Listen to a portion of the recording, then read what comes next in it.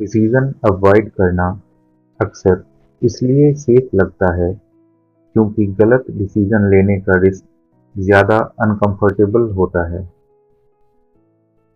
हर situation में decision लेना ज़रूरी नहीं होता और हर डिसीजन अनकंफर्टेबल नहीं होता, लेकिन कुछ डिसीजंस ऐसे होते हैं जहां प्रॉब्लम एक्शन लेने की नहीं होती, प्रॉब्लम डिसीजन लेने की होती है। आज हम बात करेंगे उन्हीं डिसीजंस के बारे में जिन्हें लोग समझते हैं, जिनके बारे में सोचते हैं, लेकिन फिर भी उन्हें फाइनलाइज नहीं कर पाते। अनकंफर्टेबल डिसीजन का मतलब ये नहीं होता कि डिसीजन अनक्लियर है। अक्सर ऑप्शंस समझ में आ रहे होते हैं, कॉन्सिक्वेंसेस भी रफली क्लियर होते हैं, लेकिन डिसीजन लेने का मतलब होता है किसी ऑप्शन को बंद कर देना, किसी आउटकम के लिए खुद को अकाउंटेबल बना देना, अनसर्टेनिटी के साथ कमिट करना। और यही पार्ट दिमाग को हेवी लगता है। डिसीजन लेने से पहले दिमाग फ्यूचर के सिनेरियोज को इमेजिन करता है। वो सोचता है कहीं गलत हो गया तो, कहीं रिग्रेट हुआ तो, कहीं ऐसा तो ना होगा कि प्रेशर हैंडल नहीं हो पाएगा। ये सारी पॉसिबिलिटीज डिसीजन लेने के मोमेंट को इमोशनली अनकंफर्टेबल बना देती हैं।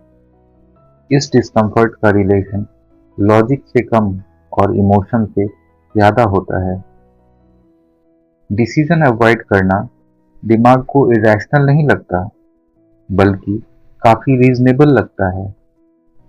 वो खुद को भी ऐसे लॉजिक्स प्रेजेंट करता है जैसे थोड़ा और सोच लेते हैं, टाइमिंग बेटर हो जाए तब डिसाइड करेंगे, अभी क्लियर नहीं हो पा रहा।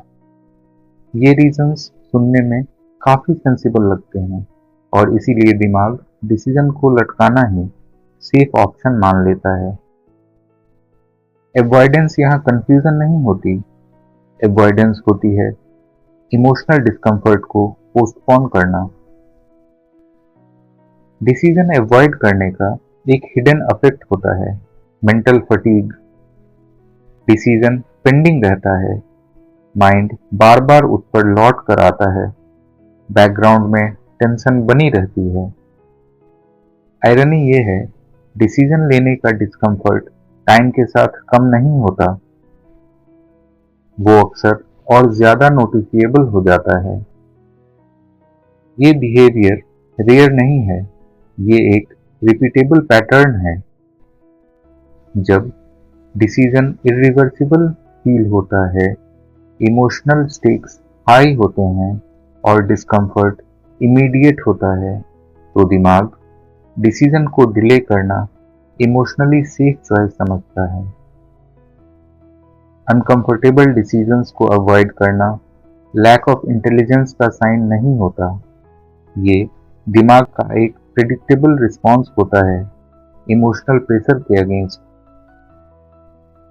जब भी आप खुद को डिसीजन को अवॉइड करते हुए देखें, सिर्फ इतना नोटिस करिए, क्या डिसीजन अनक्लियर है या डिसीजन लेना इमोशनली हेवी लग रहा है। इसी डिस्टिंक्शन को समझना बिहेवियर को समझने का पहला स्टेप होता है।